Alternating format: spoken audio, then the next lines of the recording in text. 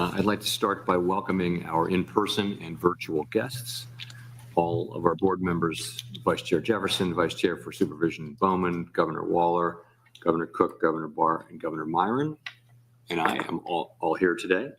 Before we begin, I'd like to just take a minute and explain how this meeting will proceed. I will make a short opening statement and then turn to Vice Chair for Supervision Bowman. Vice Chair for Supervision Bowman will also make a statement and then introduce Director of the Division of Supervision and Regulation, Randy Gwynn. The staff presentation will be on proposals to revise the requirements under the capital rule for the largest, most internationally active bank and the requirements for other banking organizations subject to the capital rule, as well as to make adjustments to the surcharge for U.S. global systemically important banking organizations. After the presentation, staff will respond to any questions board members may have on the proposals. After all the questions have been answered, I will ask board members to state their positions, and then we will proceed to voting. And let me say thank you in advance to the staff for your presentation today and to everyone who worked in bringing these very large and important proposals together before us today. So that was not my opening statement. This is my opening statement. How's you look?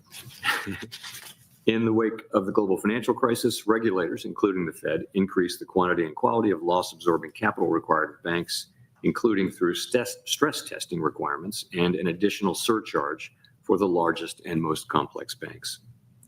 This action substantially increased the banking system's resilience. However, it has been almost 2 decades since the crisis, and over the years we have come to understand that certain elements of the post-crisis regulatory regime may warrant recalibration.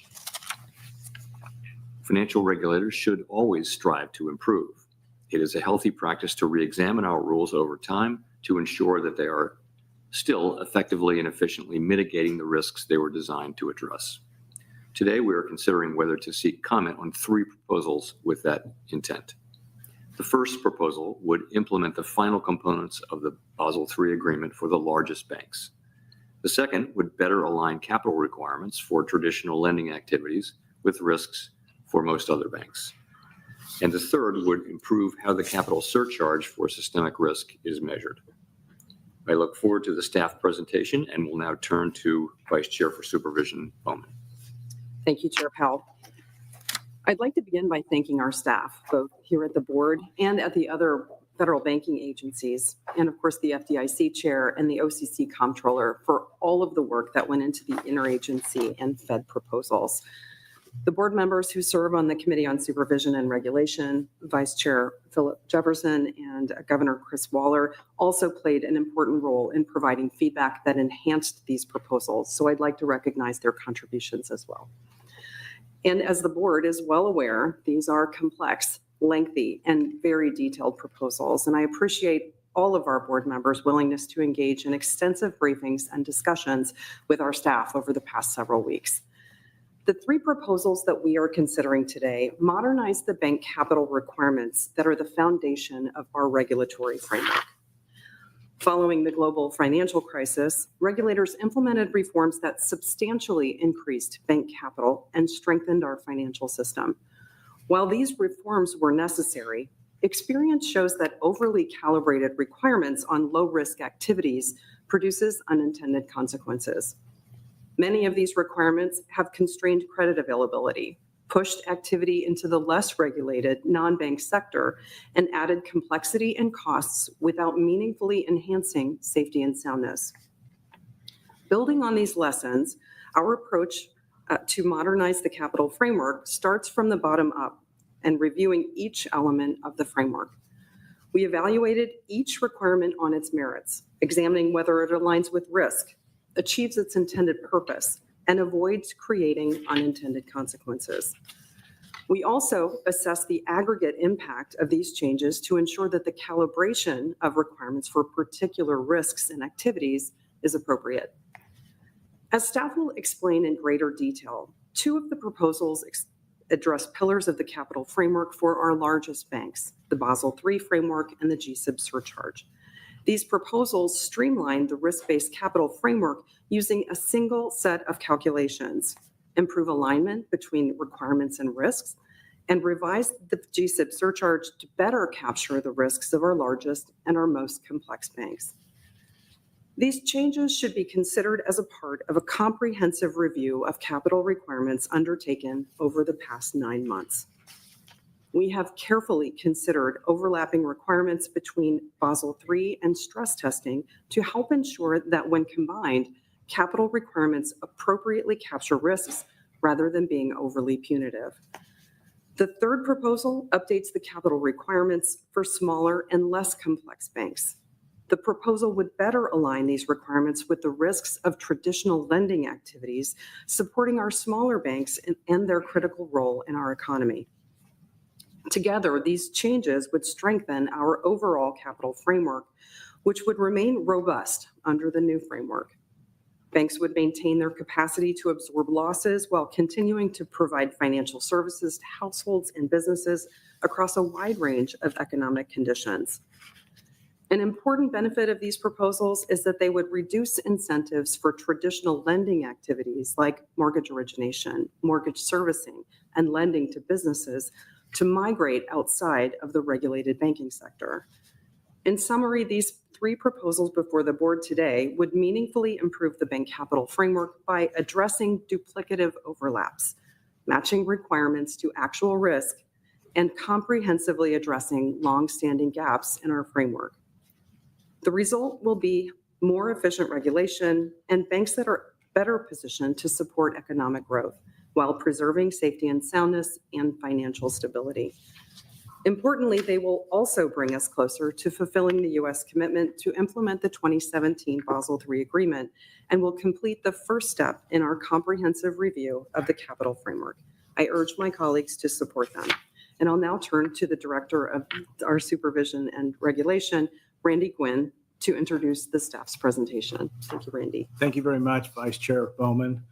You and Chair Powell have indicated the staff will present three proposals today. First, the Basel III proposal. It would revise the risk-based capital requirements for the largest and most complex banks to enhance risk sensitivity and streamline the framework. Second, the standardized approach. It would enhance the risk sensitivity of capital requirements for traditional lending activities of most other banks. Both proposals include targeted adjustments to these frameworks to increase banks' capacity to engage in mortgage lending activities. Third, the GSIB surcharge. It would change how systemic risk is measured and how this surcharge would apply to the GSIBs. Together, these proposals would modernize the capital framework for banks of all sizes consistent with safety and soundness. Among other things, they would largely neutralize the overlapping effects of the market risk component in the risk-based capital rules and the global market shock component of our supervisory stress test. Today's proposals took an enormous amount of time and work to complete. I want to thank our staff at the board and the staff at the other federal banking agencies for their tremendous efforts and dedication. And Anna Lee Huco now will lead the staff presentation. Thank you, Randy. The three proposals before the board today would modernize the risk-based capital requirements for banks of all sizes. Proposals would streamline and better align regulatory capital requirements with risk while maintaining the strength of the banking system. In response to the global financial crisis, the federal banking agencies reformed the regulatory capital framework, including increases to risk-based capital requirements and the introduction of capital buffers, introducing a stress testing framework and a surcharge for the largest and most complex banks.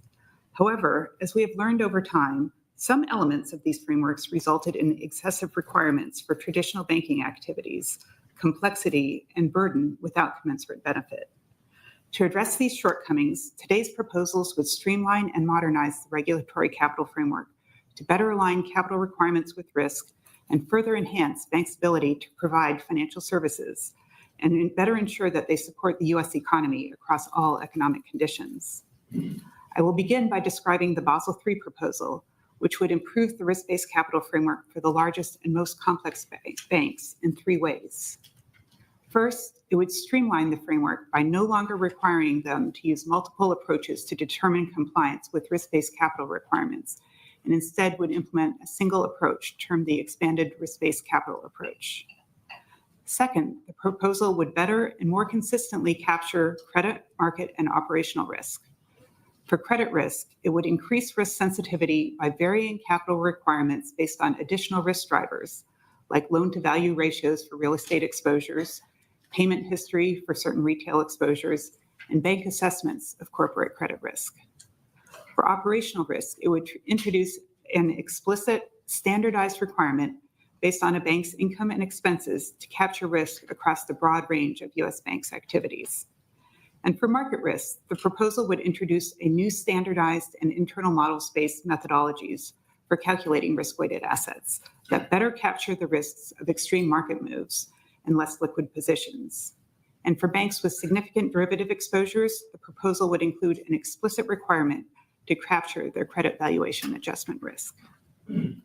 Third, these revised requirements consider overlaps between risk-based and stress-tested related capital requirements.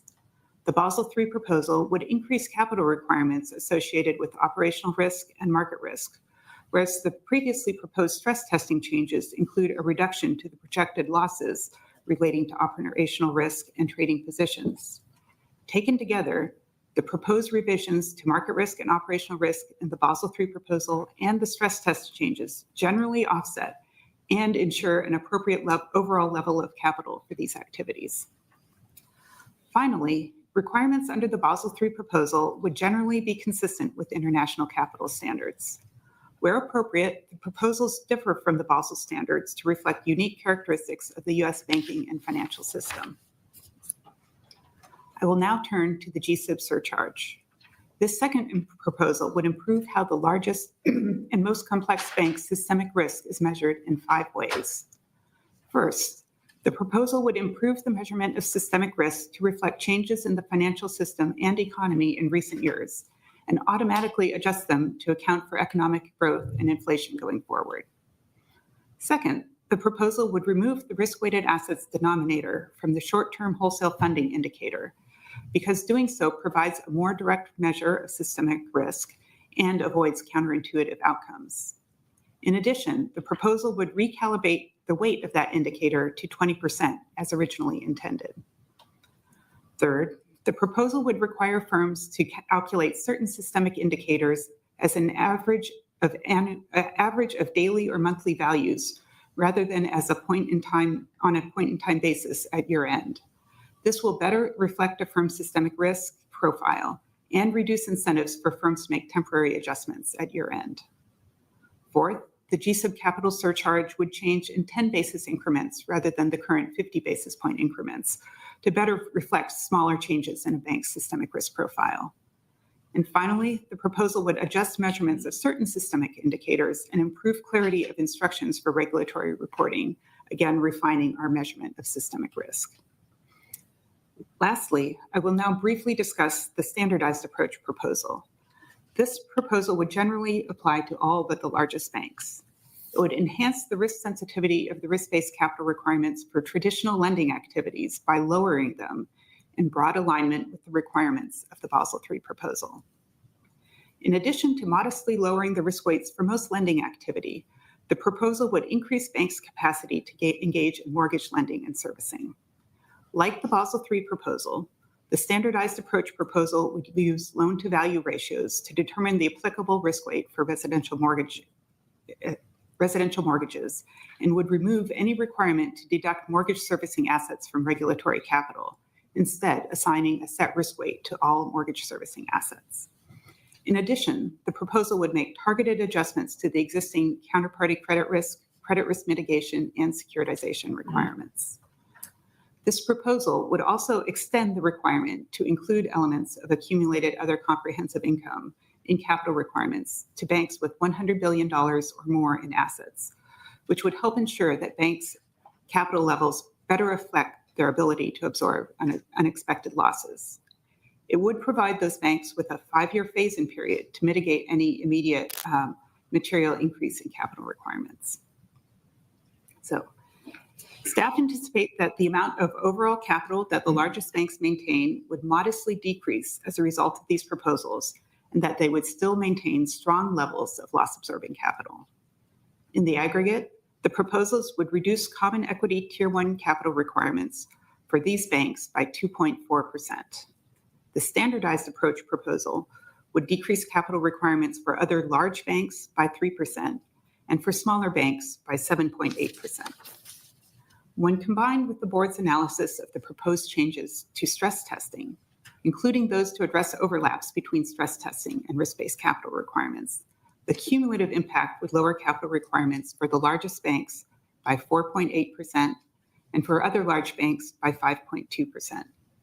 Given the robust capital positions that U.S. banks currently maintain and their overall strength, these reductions are not expected to materially affect safety and soundness.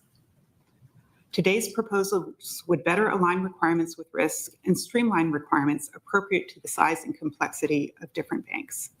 For the reasons I have discussed, staff recommends that the board approve issuance of these proposals.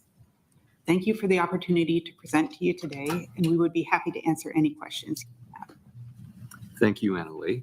And we now have an opportunity for governors to ask questions, and we'll start with Vice Chair Jefferson. Thank you, Chair Powell. I have a couple of questions that I would like to ask. One is more targeted with respect to a certain aspect of the proposals, and the other is somewhat broader. So, Annalee, as you mentioned in your conversation, the weight in the GSIP's surcharge proposal, the weight of the surcharge component that accounts for risk associated with short-term wholesale funding would decrease from the current level of about 30% down to 20%, as was originally intended in 2015. Now, my understanding is that GSIB's reliance on short-term wholesale funding has grown in recent years, and I'm wondering how staff has thought about the increase in reliance on short-term wholesale funding when developing the proposal to recalibrate its weighting downward. That's the first part of this question. And what are the staff's views on the flightiness of short-term wholesale funding overall in times of stress? And is the flightiness of GSIB's short-term wholesale funding changing over time? Thank you. Akash will take that question. Thank you, Vice Chair Jefferson, for that question. As you noted in your question, since the original implementation of the GSIB surcharge framework, the share of the short-term wholesale funding component has been at around 30% consistently, which is well above the originally intended share, which would be 20%. The proposal would resolve this mismatch, and it would set the weight of the short-term wholesale funding component to 20%. To your question, when measured relative to their total assets, the reliance on short-term wholesale funding of GSIBs has actually been stably around 20% rather than increasing over the past several years. In addition, I would note that in the proposal would update the measurement of the short-term wholesale funding element and measure it in dollar terms rather than as a percentage of risk-weighted assets to better capture and identify firms with high short-term wholesale funding reliance. Furthermore, Furthermore, GSIBs are subject to the highest liquidity standards, which include liquidity requirements and stress testing, which also capture potential changes and shifts in the short-term wholesale funding structure of GSIBs. Finally, staff solicits and will duly address and consider comments on the proposal that we make today, including the short-term wholesale funding components update.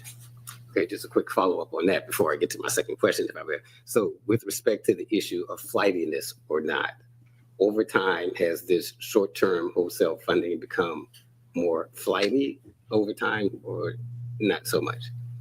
We do not discuss the flightiness in the economic analysis for the GSIB proposal, but as I noted, the reliance on the short-term wholesale funding has not changed over time when expressed as relative to the total assets of these firms. Okay, well, I hope in the feedback that we will get that we'll have some more information with respect to qualitatively how the short-term wholesale funding is behaving over time with respect to this flightiness component. Okay, with respect to moving on to my second question, which is broader, and I think it's connected to something that you mentioned, Annalee, but I want to bring it out or more fully because I think ultimately, at the end of the day, this is something that we all care about, and that is how would reducing capital requirements as proposed in the entire suite of proposed implementation here impact the likelihood of individual bank failures and systemic risk across the banking system? Can you or one of your colleagues please speak to that? Certainly, Ms. Zucker will speak to that. Thank you, Vice Chair Jefferson. Overall, banks currently maintain a robust level of capital. And as we sort of discussed in the economic analysis of the standardized proposal, the revisions to capital requirements could increase the probability of bank failure as well as systemic crises by any material amount. This risk is mitigated by the improvements in risk capture from the proposals, as well as the more refined measure of firm systemic risk profiles coming from the GSIB surcharge changes. Finally, the projected level of capital stemming from the combined proposals would remain well within the range of optimal capital levels estimated in the literature. Okay, thank you. Thank you, Chair. Thank you. Vice Chair for Supervision Bowman, please. Thank you, Chair Powell. So I just have two quick questions. One is, how should we think about the moderate decline in capital requirements in these proposals and in the stress tests, given how capital requirements have evolved over the past decade? Thank you for the question, Vice Chair Bowman. As context for the impact of the proposals, here including the stress testing proposal, the resulting requirements cumulatively reflecting all these proposals are likely to remain at least as stringent as they were before the COVID pandemic. And at that time, of course, the initial phase of capital reforms had already established a high quantity and quality of banking system capital. And as my colleague just noted, the level of capital at that point in time was well within the range of optimal banking system capital estimates that you can find in the academic literature. Thank you. I appreciate that. My next question is on international. So some have suggested that we should first focus on implementing international standards like Basel III and then revisit potential improvements and consider longer-term impacts. Today's proposal includes some deviations from the international standards to integrate improvements and lessons learned from our prior attempts to implement the standards. So is it your view that we can achieve both at the same time, or is that possible? Thank you for that question, Vice Chair Bowman. So the proposal is broadly consistent with the Basel standards, but as you note, there are certain differences to reflect U.S.-specific considerations. Making targeted adjustments to international standards is just typically how both the U.S. banking agencies as well as other jurisdictions go about implementing international accords. In this case, in the aggregate, the proposal, even considering all these targeted adjustments, would still result in a higher overall calibration than the Basel standards. But to your point, not just us, but other jurisdictions currently are in the processes of completing their implementation of the accord. So at this particular point in time, we think it's really important for us to engage with our other international counterparts to understand the approaches that they are taking, what adjustments those may include, lessons learned, and hopefully come up with a more consistent, harmonious framework internationally. Thank you, Cecily. Thank you. Thank you. Governor Waller? Nope. Okay. Governor Cook? I have two sets of questions. We're in the process of revising capital rules that work along three different dimensions. First, we have two proposals that would revise point-in-time capital requirements for different bank categories. Second, we have a proposal that would revise the GSIB surcharge, which is intended to increase the resilience of U.S. GSIBs. Third, and separate from today's proposals, last year we released proposals that would revise the stress capital buffer, which provides resilience against episodes of extreme stress for our larger banks. How do you think about the cumulative impact and interactions among all the proposals I referenced? Why do the individual and cumulative numbers make sense? And how can we be sure that the suite of proposed changes will continue to meet each of the three sets of complementary objectives I just referenced? Thank you for your question, Governor Cook. We look very carefully at each element of the capital framework to make sure it's fit for purpose. In preamble of the Basel III NPR, we look at the cumulative effect of all the three proposals, both on the overall level of capital requirements of large banks, as well as by risk type: credit, operational risk, market risk, and CVA risk. So for each of these categories, we ask ourselves, do we have the right models to capture this risk? Are we using the right risk weights? And if the answer to this question is yes, we adopt it as proposed. Otherwise, we'll just make sure that we made adjustments to make sure that it was well-grounded in robust economic logic, and we adjusted adjusted the requirements where it was necessary to do so. For example, with operational risk, we made both adjustments to the Basel framework, especially around the treatment of fee income for the largest banks, as well as in the stress testing. We also make adjustments to the models we use to calculate operational risk losses under stress when we thought the models were not fit for purpose or they have significant concerns, raise significant concerns. Also, more broadly, when you look at the overall level of capital requirements, we did a counterfactual analysis where we were looked at where capital requirements have evolved since 2019. And in particular, there was an increase in capital requirements, both due to the growth of the GSIB surcharge for economic growth, as well as the implementation of the stress capital buffer framework. So we looked at what was the effect of those two proposals on the capital requirements. And given the adjustments we are proposing to do today, how far off we are from the levels of capital back in 2019. And our results show that we mostly offset some of those the increase in capital requirements post-2019.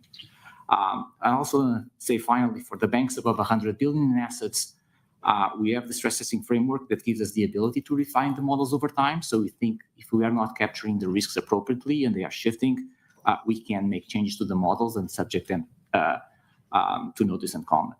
So just in summary, the approach we are taking is meant to ensure that in aggregate, the revised minimum requirements, the GSIB surcharge and the stress capital buffer, remain complementary and continue to meet the objectives you referenced, aligning capital with risk, supporting resilience in stress, and doing so in a sound empirical fashion.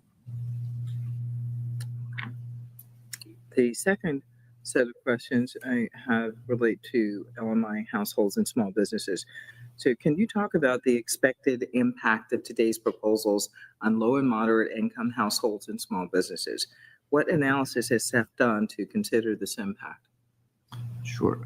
Thank you for your question. I'll take that one as well. So generally speaking, the proposals are meant to align the risk of the exposures, the capital requirements with the risk of the exposures. There is a significant decrease in capital requirements generally for lending specifically. These would affect all types of lending.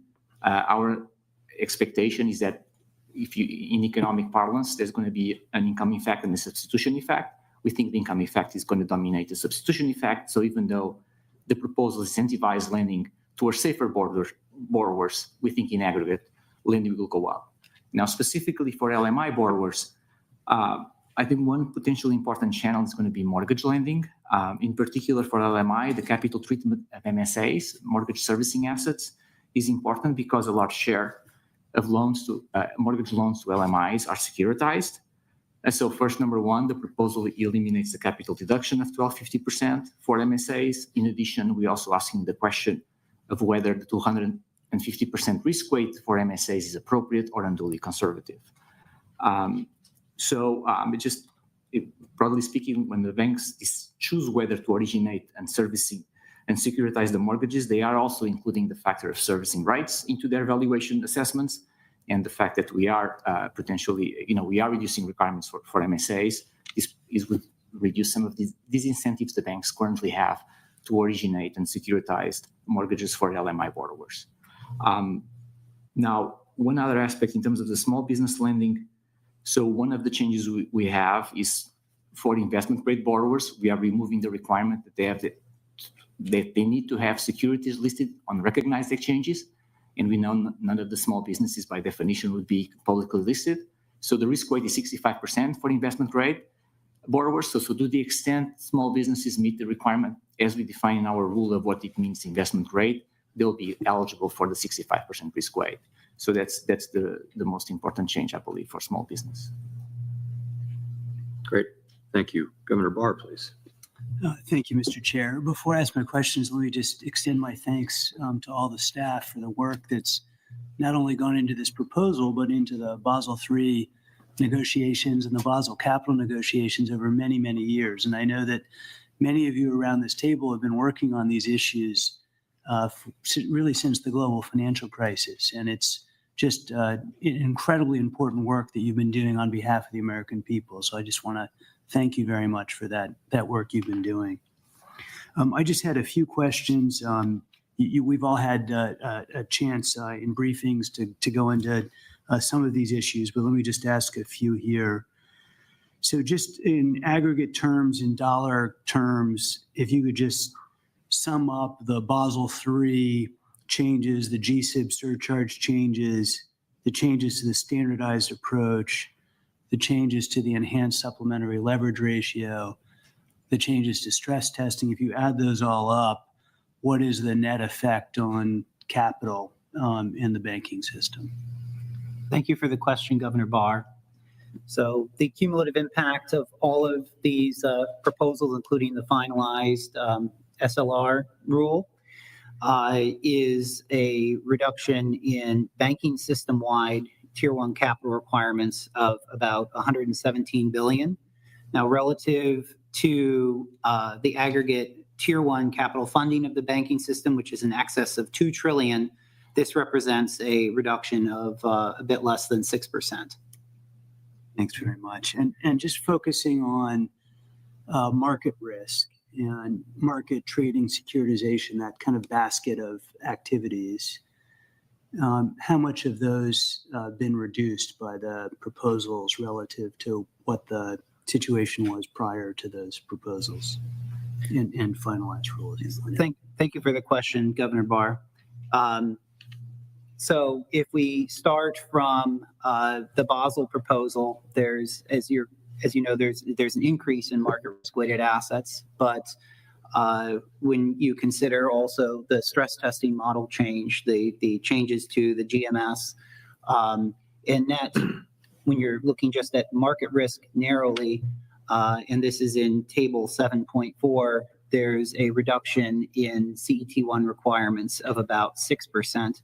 However, when you consider the broader range of sort of trading-related activities, which would incorporate derivatives, and you consider the associated CVA charges and operational risk that's associated or generated by trading-related income, you actually end up at a moderate increase in CET1 requirements for that broader trading-related bucket, and that is in the NPR in table 7.7. Thanks very much.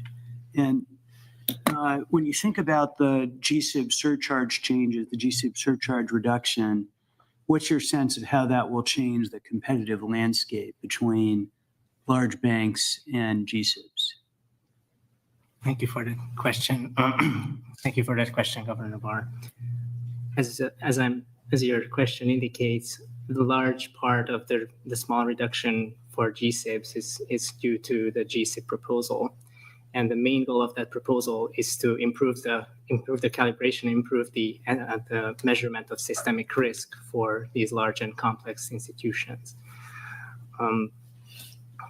It's important to note that under the combined proposals, these institutions, GSIBs,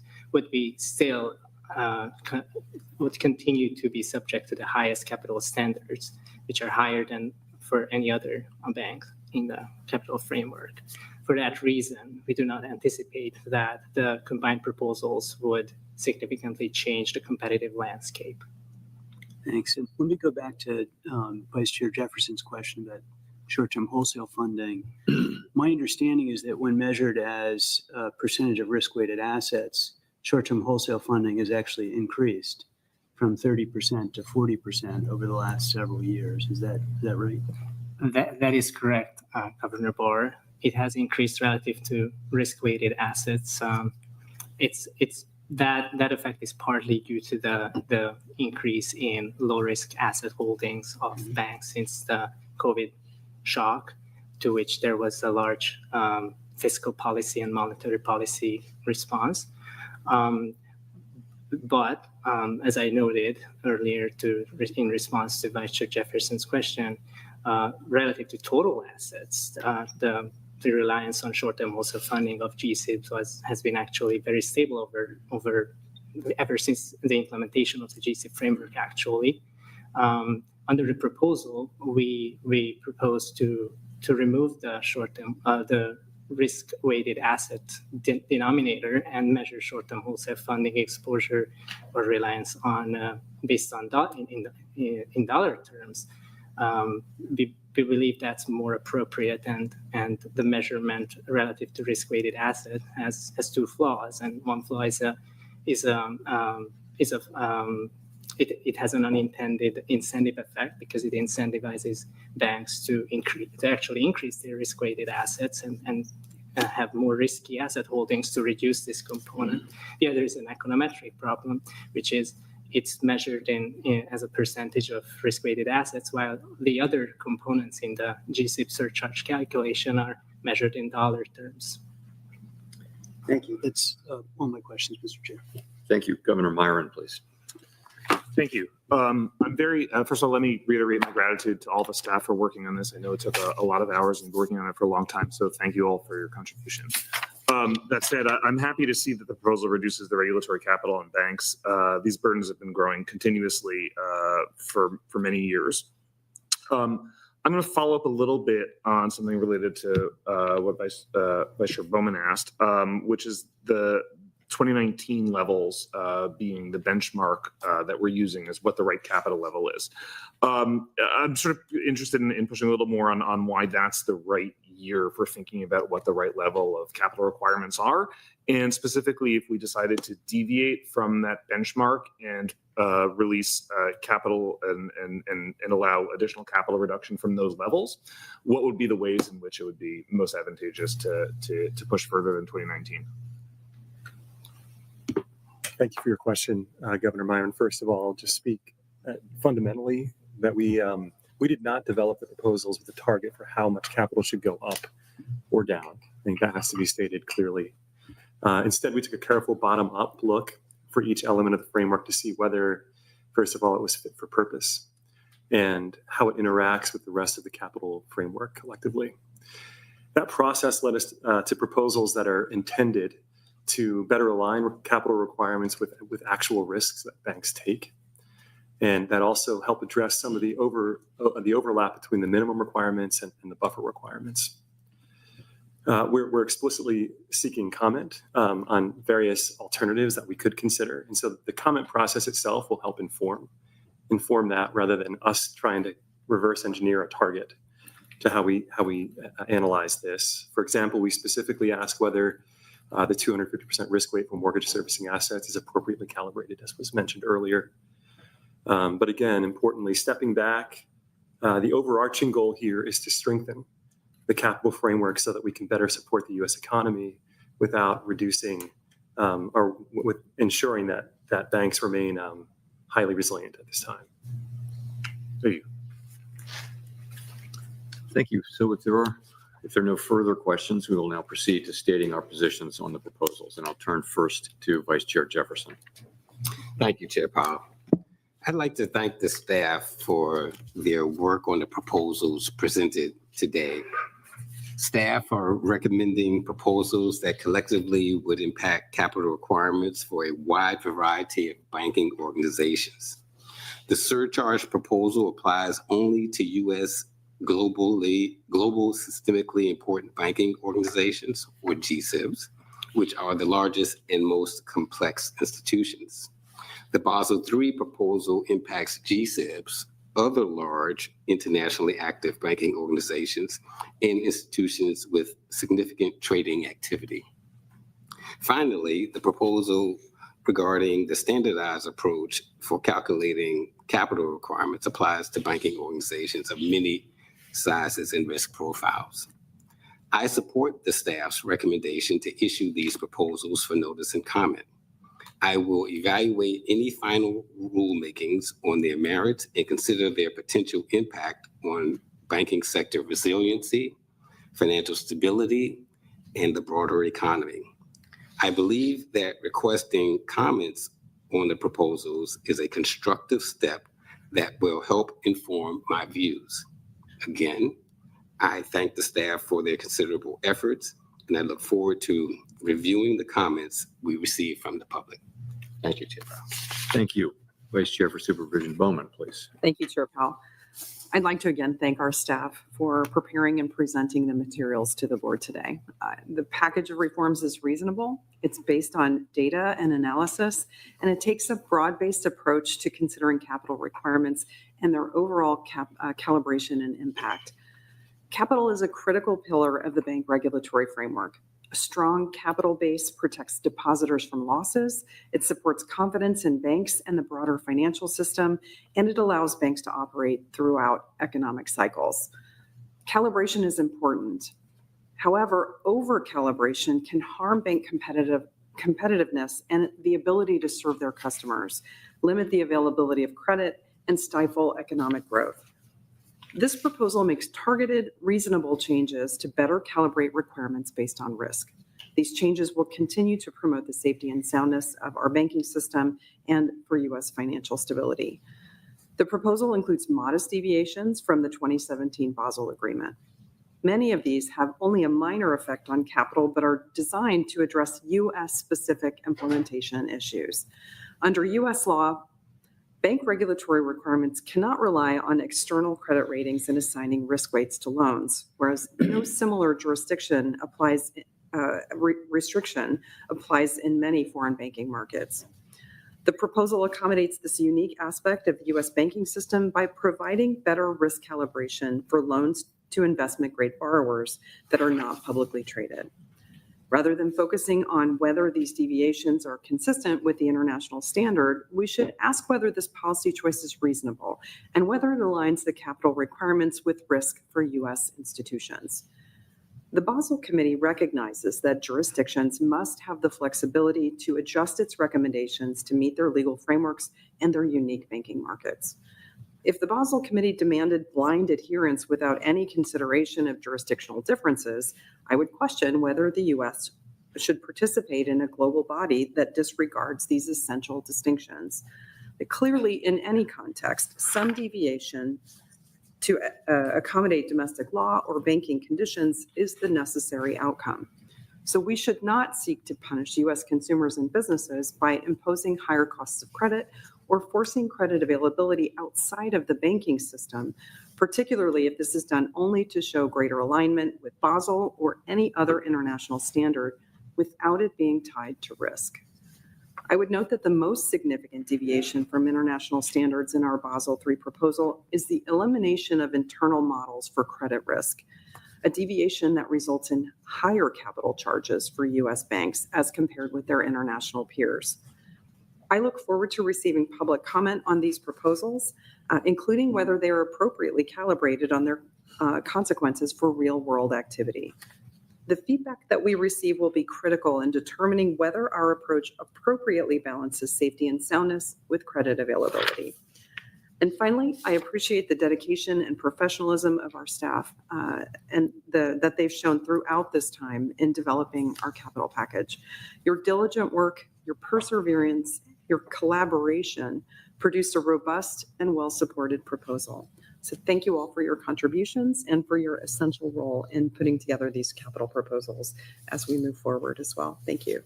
Thank you. Governor Waller, please. Thank you, Chair Powell. I want to thank the staff who worked on the proposals and presented today.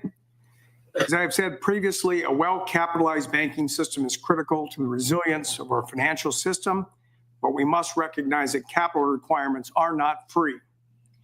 We must balance the benefits of capital requirements against the cost to bank customers and to the real economy. I believe the proposals the board is considering today achieve this balance by improving the risk sensitivity of our capital requirements while not unnecessarily increasing them.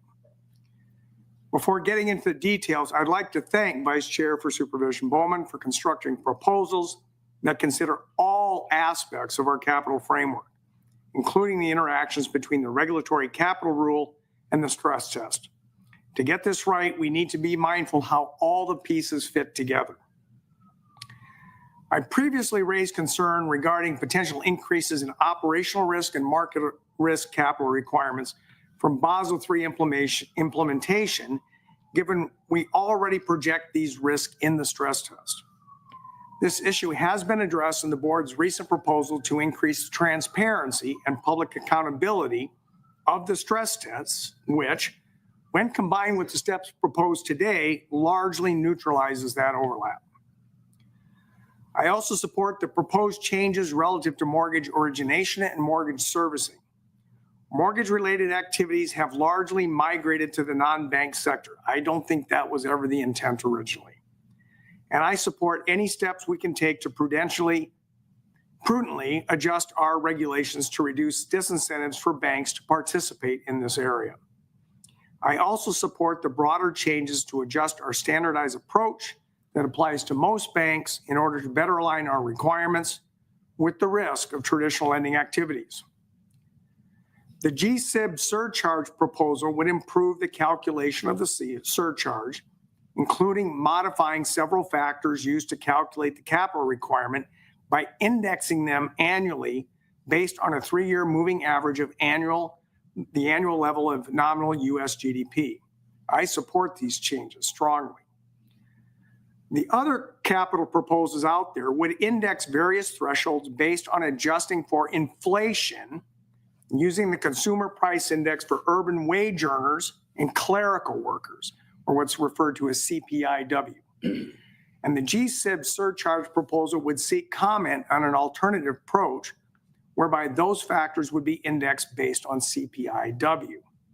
So I want to take a few moments to talk about this indexation debate and why I think it is critical to index bank size regulatory thresholds and the GSIB surcharge to nominal GDP rather than tied to any CPI measure. What matters for assessing the systematic importance of a bank is its nominal size relative to the nominal size of the US economy. The absolute nominal size of a bank is not relevant. For example, in 1930, Bank of America was the largest bank in the world with $6 billion in assets. That's the nominal size of a community bank today. The US economy grows in nominal terms for two reasons: increases in the general price level of all goods and services, and increases in the quantities of goods and services produced in the economy.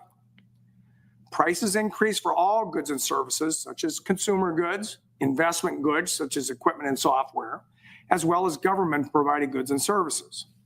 The quantities of goods and services increase because of investment in building and machinery, technological change, and increasing labor input. The key point is that banks' assets and liabilities also increase over time for both reasons. Banks take in more deposits as the population grows and real incomes grow. They make consumer loans to their customers to buy consumer durables. banks finance lending for firms to invest in machinery and software, as well as for firms to develop new technologies such as artificial intelligence or AI. So banks are involved in all parts of the economy and naturally grow as the economy grows. If they grow at the same rate as the US economy, their relative size and systemic importance does not change. Indexing our regulatory thresholds is critical to ensure that as the economy grows, banks can grow as well, and in a way that does not subject them to increasingly stringent standards for reasons that have nothing to do with their relative size or risk to the US economy. By not indexing thresholds or indexing them incorrectly, regulators create distortions in the banking system that are unwarranted and unjustified. The question is, what is the appropriate indexation method? The other capital rulemakings propose adjusting bank size related thresholds for inflation using a standard consumer price index measure. While I can see the instinct to do this, since many nominal values are indexed to inflation and inflation alone, I do not understand why we would use CPIW, the price index for urban wage earners and clerical workers, as the indexing method for judging the bank size related thresholds relative to the US economy. Let me give some reasons why I see this as problematic. Why we want to only consider consumer goods and services prices and not prices of investment goods and technology, which banks directly finance. CPIW measures the price level for urban and clerical workers. Are those the only economic actors that banks interact with? Why focus only on consumer inflation and ignore real economic growth as a factor for indexing a bank's size and capital structure? CPIW is a measure of the change in prices paid by certain consumers based on a marked basket of goods and services that they buy, with a heavy emphasis on the change in prices of three items: housing, transportation, and food. Those three items account for around half of the price index. Do we want those three items to be the drivers of a bank's capital structure? On what rational grounds? Constructing a price index requires a lot of assumptions, such as what items to include, what is the appropriate expenditure share for those items, how to adjust both items as the economy changes over time. It also requires selecting a particular indexation procedure and whether to use a chain or unchained index. These are complicated technical issues for measuring inflation. The beauty of using nominal GDP is it's a simple sum method of aggregation that does not require making any of these types of assumptions, and it's also pretty easy to understand. By not indexing a bank size to nominal GDP in the past, we have created distortions to the banking system and imposed excessively stringent capital requirements that are unwarranted. So we face two questions. First, do we want to eliminate future distortions to capital requirements going forward by indexing to nominal GDP? Second, do we want to undo all or at least some part of past distortions because of a lack of indexation to nominal GDP? The GSIP surcharge proposal today says yes to both of those questions. In summary, I support the proposal we are dealing with today. I also strongly support the indexation method used in the GSIB surcharge proposal. This is the correct way to proceed, and I look forward to reading comment letters on this issue. Thank you. Governor Cook, please. Let me start by thanking staff for your tireless work on these proposals, not just now, but over the past few years since the GFC. Effective capital regulations are among the most important, if not the most important, pillars supporting the resilience of the U.S. financial system.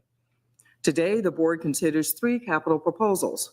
Their interactions, and in combination with our earlier proposals on stress testing, will materially change risk-based capital requirements for U.S. banking institutions. I am comfortable with issuing these proposals for comment. I will review any final rules on their merits and take into account careful consideration of stakeholder comments. I strongly support several of the proposed changes to our capital rules. First, the Basel III proposal addresses a number of shortcomings in the capital framework that predate the 2008 financial crisis. I very much welcome the replacement of the advanced approaches framework, a more constrained role for bank internal credit models, a more sophisticated approach to market risk.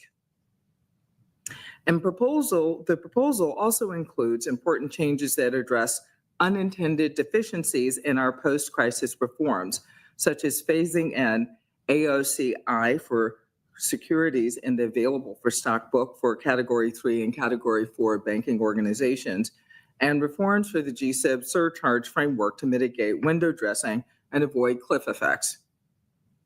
Finally, we must devise a capital framework that works for the United States. I view finishing U.S. implementation of Basel III capital standards as an important milestone of post-crisis reform. Our continued participation and leadership in international standard-setting bodies ensures that U.S. institutions can compete on a level playing field. Allow me to highlight a few areas of potential concern. First, as noted in the proposal, the current Method 2 framework lacks a mechanism to account for evolution and growth of the financial system. While the framework may have been fit for purpose 10 years ago, it no longer captures a GSIB's footprint within the broader financial system. Today's proposal tries to solve this problem by doing a one-time calibration of the original coefficients and periodically adjusting them using GDP growth instead of directly relevant measures of financial system growth. I am concerned that we are setting ourselves up to have the same conversation in 5 to 10 years about Method 2 surcharges veering off their intended course. I would favor using an analog to the Method 1 approach, where the GSIB indicators are explicitly measured relative to the broader financial system. Such an approach would obviate any claims of reverse engineering and render periodic adjustments unnecessary.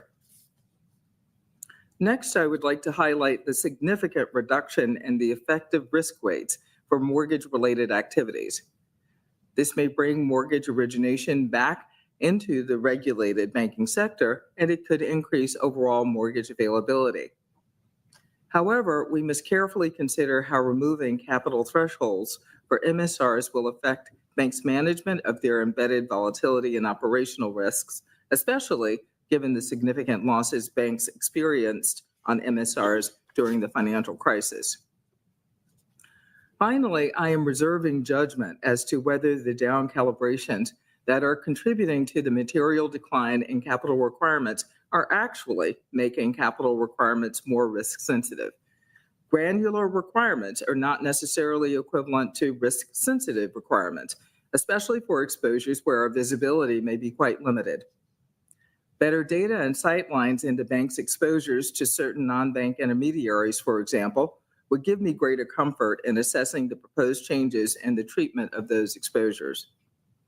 To conclude, overly onerous capital requirements may constrain the ability or willingness of banks to make loans to creditworthy American households and businesses. But if requirements are not strong enough, the capital needed to fund loans to creditworthy American households and businesses will be in short supply during the periods of economic stress when it is needed most. It is critical that we strike the right balance, which is why I welcome comments from a broad range of stakeholders on the overall impact of these proposals, including how they interact with other proposals before the board. I also welcome comments regarding how these proposals might affect low and moderate income households and financial inclusion more generally. Thank you. Thank you. Governor Barr, please. Thank you, Mr. Chair. I'd like to thank the staff again for their hard work in developing the proposals before the board today. The package includes many provisions that I have supported in the past as part of the board's July 2023 capital proposals and in my September 2024 speech discussing the potential reproposal of these rules, and which I continue to support. However, I cannot support any of the 3 proposals as presented today. Bank capital rules help to ensure that banks fund themselves with capital commensurate with the risks of their activities and the risks that they pose to the U.S. financial system. Today's proposals, when combined with the impact of proposed changes to the board's stress tests, would lower the common equity Tier 1 capital requirements of the largest banks by 4.8%. When those changes are considered in combination with the recent changes to the enhanced supplemental leverage ratio, the impact on globally systemically important banks is even larger, a decrease in Tier 1 capital requirements of 6%. These significant reductions in capital requirements are unnecessary and unwise. The capital surcharge for GSIBs could be refined, and the Basel III reforms could be adopted in the United States without materially weakening the capital framework. Today's proposals, if adopted, would harm the resilience of banks and the U.S. financial system.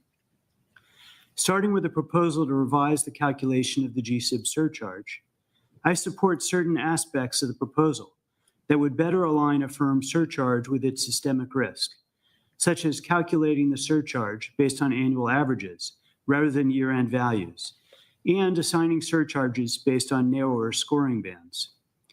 However, the proposal would make certain other modifications to the GSIB surcharge that are not adequately supported, and that would lead to unwarranted capital requirement reductions for the very largest banks. These changes could have a negative impact on financial stability and the competitive landscape. For example, the proposal would recalibrate the GSIB's framework so that short-term wholesale funding component would account for 20% of GSIB's aggregate Method 2 scores. Banks' reliance on short-term wholesale funding can leave firms vulnerable to runs that undermine financial stability. When the board adopted its GSIB framework, it stated that it intended for the short-term wholesale funding component to comprise 20% of Method 2 scores for GSIBs. As it turns out, however, GSIBs are even more reliant on short-term wholesale funding than initially thought, meaning that the component has made up approximately 30% of firms' Method 2 scores. The proposal reasons that the appropriate response to this would be to reduce the impact of short-term wholesale funding on the Method 2 score calculation. But there is a different and more consequential conclusion. If this type of funding is so much more prevalent than the board initially suspected, that just means that the problem the board was trying to deal with was bigger than initially believed. Further, banks' reliance on short-term wholesale funding relative to their risk-weighted assets has grown from approximately 30% to 40% between 2016 and 2024. Given these facts, there is little to be said in favor of reducing the impact of this type of funding on firms' GSIB surcharges. As another example, the proposal would make a one-time downward adjustment to the factors that determine the surcharge, otherwise known as the Method 2 systematic indicator coefficients, to offset an observed divergence in growth rates between the GSIB's Method 1 and Method 2 GSIB scores since 2019. While technical in nature, the proposed adjustment to Method 2 coefficients is significant, but because it replaces principled risk-based calibration with arbitrary alignment to a different and less stringent way to calculate the surcharge under the Method 1 approach.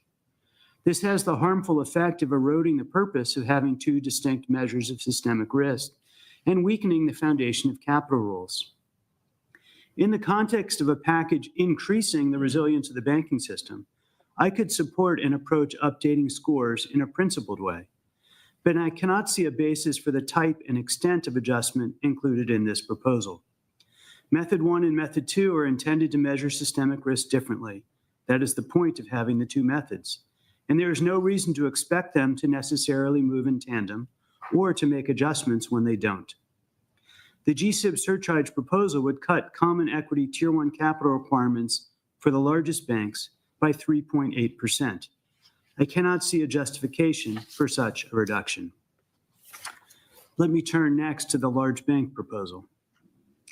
I appreciate the progress in moving forward on implementing the Basel III reforms in the United States.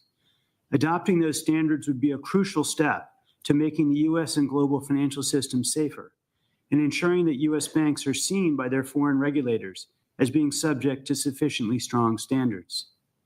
Many aspects of today's proposal are consistent with the Basel III agreements and our prior proposals, and I support those components of the rule. However, the proposal includes far too many downward deviations from the international accord that would result in a much weaker capital framework. I fear that if this much weaker version of Basel III is adopted in the United States, it could trigger a race to the bottom on standards, harming the global financial system. By my count, there are over 20 material downward deviations from the Basel III standard. I won't comment on all these downward adjustments, but will focus on a few. One goal of the Basel III reforms was to address the undercapitalization of market risk, the risk resulting from exposure to price movements caused by changes in market conditions, market events, and issuer events that affect asset prices. In particular, the reforms aimed at capturing the risks associated with financial instruments, such as collateralized debt obligations, credit default swaps, and mortgage-related securitizations, which became apparent during the global financial crisis. The market risk framework agreed to in the Basel III Accord is meant to ensure that banks have sufficient capital to guard against the risks associated with trading these types of instruments. Given these goals, it is important that the market risk-related aspects of the Basel III reforms are implemented as fully as possible in the United States. Instead, the proposal meaningfully deviates downward from those standards. For example, the internationally agreed upon Basel III reforms include both a standardized and internal models-based approach for computing market risk capital requirements, but also include an output floor based on the standardized approach to ensure that a firm's use of its own internal models does not result in unwarranted reductions in capital requirements. The U.S. proposal before us today rejects that output floor entirely. This will encourage other jurisdictions to do the same, undermining a key reform and cornerstone of the Basel III agreement. Going even further, the proposal instead would use the output of the standardized approach as a cap on a firm's market risk capital requirements rather than a floor. As another example, the proposal would reduce, relative to the Basel Accord, the capital penalty for a bank's use of market risk factors with insufficient market price data, so-called non-modelable risk factors. And a different part of the Basel III framework seeks to deal with some of the risks inherent in securitized assets, such as CDOs. Under the Basel III standards, only securitizations that meet certain structural and transparency standards are eligible for a preferential P factor, a parameter that scales up or down the amount of capital a bank needs to hold with regard to a particular securitization. Today's proposal would extend that preferential treatment to all securitizations. Each individual deviation from Basel III is perhaps able to be rationalized on its own, but in the aggregate, they result in a significantly weaker capital framework. Worse, when combined with the proposed changes to the stress test framework, changes to the market risk capital requirements would actually decrease overall capital requirements by 5.8% for the largest banks. The Basel III Accord was intended to strengthen banks' ability to withstand risks from their trading activities, to protect against another crisis. Instead, capital requirements for those activities are being significantly relaxed. The capital impact associated with today's proposals is much more significant as a result of recent changes to the enhanced supplemental leverage ratio. Proponents of the changes to the ESLR argued at the time that those changes would have minimal effects given the strength of the risk-based capital framework. As I discussed in my dissent to that final rule at that time, the effects of the rule would be much starker if the risk-based framework were subsequently relaxed, as is being proposed today.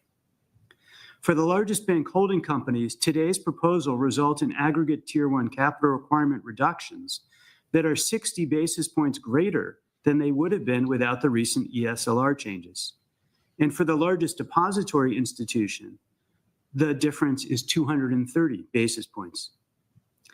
The impact of today's proposal is also exacerbated by the fact that the largest banks would be required to compute their risk-weighted assets under only one approach, rather than two, as under the current rule. This single stack approach reduces complexity, but only slightly. The largest banks could easily continue to calculate their capital requirements under the relatively simple standardized approach. Doing so would be valuable because the different approaches have different ways of assessing risk, which can be important to ensuring that banks are adequately capitalized. And a dual stack also ensures compliance with the U.S. Collins Amendment. Let me turn lastly to the standardized approach, a proposal. Another of today's proposals would modify the standardized approach in the board's capital rule, which would generally apply to all banks except for the very largest. As part of this proposal, Category 3 and 4 banking organizations would be required to include elements of accumulated other comprehensive income, or AOCI, in Common Equity Tier 1 capital, consistent with the treatment already applicable to larger firms. I support this change, which was part of our earlier package, as it would help to ensure that the capital requirements for these banks accurately reflect their capacity to absorb losses, such as from interest rate risk. However, I cannot support other aspects of the standardized approach proposal. As a whole, the proposal would weaken capital requirements for all banks. For Category 3 and 4 banks, large banks whose failure could impose significant externalities on the U.S. banking and financial system, the proposal would reduce capital requirements by 3%, or 5.2% when combined with the effects of the stress test changes. For banks under $100 billion, the proposal would decrease capital requirements by almost 8%. Overall, this is not a proposal targeted to help community banks, but rather a proposal that helps some of the biggest banks in the country. Generally speaking, these reductions in capital requirements are not justified. The standardized approach proposal incorporates aspects of the large bank proposal that lower risk weights, but largely does not incorporate those aspects of the large bank proposal that raise risk weights. This does little to make the standardized approach more risk sensitive, a more accurate reflection of the riskiness of a bank's assets. It mostly just makes the capital requirements lower.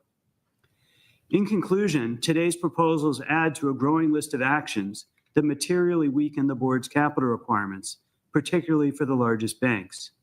The stress test proposal, the ESLR final rule, and today's proposals collectively would leave the U.S. banking and financial system in a more vulnerable position. Capital requirements are being significantly reduced. There are suggestions that liquidity requirements could also be reduced. Additionally, Federal Reserve supervisory staff have been cut by over 30%, and supervisory practices have been weakened. Banking is built on trust. I worry greatly that these actions are rapidly eroding that trust. I dissent. Thank you. Governor Myron, please. Thank you. I support the issuance of these proposals. Vice Chairwoman Bowman and the staff have taken great care to develop proposals that improve the risk sensitivity of the capital framework while reducing its current burden upon the banking system. While the burden initially falls on banks, it can be carried through to Main Street and the rest of the economy in the form of reduced lending that's critical to the lifeblood of the economy. For that reason, I think it is critical that we strike a balance that ensures the banking system remains sound and resilient, but does not impose any superfluous requirements. In addition, as I previously noted, right-sizing the regulatory framework helps with other aspects of our remit. As I review the comments, I'll be eager to hear the public's view on whether the proposals achieve that balance, or if there's further capital relief that can and should be provided. Thank you. Thank you. And I'm happy to support seeking public comment on all three of these proposals, and I look forward to reviewing the comments. And thank you again to the staff for the presentation and the work done to prepare these proposals. We will now proceed to voting on the proposals. I need a motion to approve, first, a proposed rule to revise the risk-based capital framework applicable to the largest, most internationally active firms and their depository institution subsidiaries, and to firms with significant trading activity referred to as the Basel III proposal, and staff to make any minor or non-substantive changes to prepare the documents for publication in the Federal Register. So moved. A second. After I call your name, please indicate your vote yes or no on the proposal. Vice Chair Jefferson. Yes. Vice Chair for Supervision Bowman. Yes. Governor Waller. Yes. Governor Cook. Yes. Governor Barr. No. Governor Myron. Yes. And I vote yes. The motion has carried and the proposal is approved. Next, I need a motion to approve a proposed rule to modify the U.S. standardized approach in the capital rule, referred to as the standardized approach proposal, and staff to make any minor or non-substantive changes to prepare the documents for publication in the Federal Register. So moved. Second. After I call your name, please indicate your vote. Vice Chair Jefferson. Yes. Vice Chair for Supervision Bowman, Yes. Governor Waller, Yes. Governor Cook, Yes. Governor Barr, No. Governor Myron, Yes. and I vote yes. The motion has carried and the proposal is approved. Next, I need a motion to approve a notice document containing a description of the impact of the Basel III and standardized approach proposals on certain information collection requirements under the Paperwork Reduction Act, and staff to make any minor or non-substantive changes to prepare the documents for publication in the Federal Register. So moved. Second. After I call your name, please indicate your vote. Vice Chair Jefferson, Yes. Vice Chair for Supervision Bowman, Yes. Governor Waller, Yes. Governor Cook, Yes. Governor Barr, No. Governor Myron, Yes. and I vote yes. The motion has carried and the proposal is approved. Finally, I need a motion to approve the proposed rule to revise the calculation of the capital surcharge for U.S. global systemically important banking organizations, referred to as the GSIB surcharge proposal, and staff to make any minor or non-substantive changes to prepare the documents for publication in the Federal Register. So moved. I second. Please indicate your vote. Vice Chair Jefferson, Yes. Vice Chair for Supervision Bowman, Yes. Governor Waller, Yes. Governor Cook, Yes. Governor Barr, No. Governor Myron, Yes. and I vote yes. The motion has carried and the proposal is approved. Financial regulations put in place since the global financial crisis substantially increased the banking system's resilience. However, it is prudent to re-examine our regulatory framework at regular intervals and strive to modernize our rules to help maintain international standards in a way that is appropriate for the U.S. banking system. We discussed 3 such proposals today. The first would help us fulfill our commitment to the Basel III capital standards by improving the calibration of the framework to better capture credit, market, and operational risks for the largest, most internationally active banks. This proposal would also simplify how banks calculate their compliance with capital requirements, requiring only one simple calculation rather than 2. And critically, the first proposal would preserve the overall calibration of the core capital requirements for our largest banks.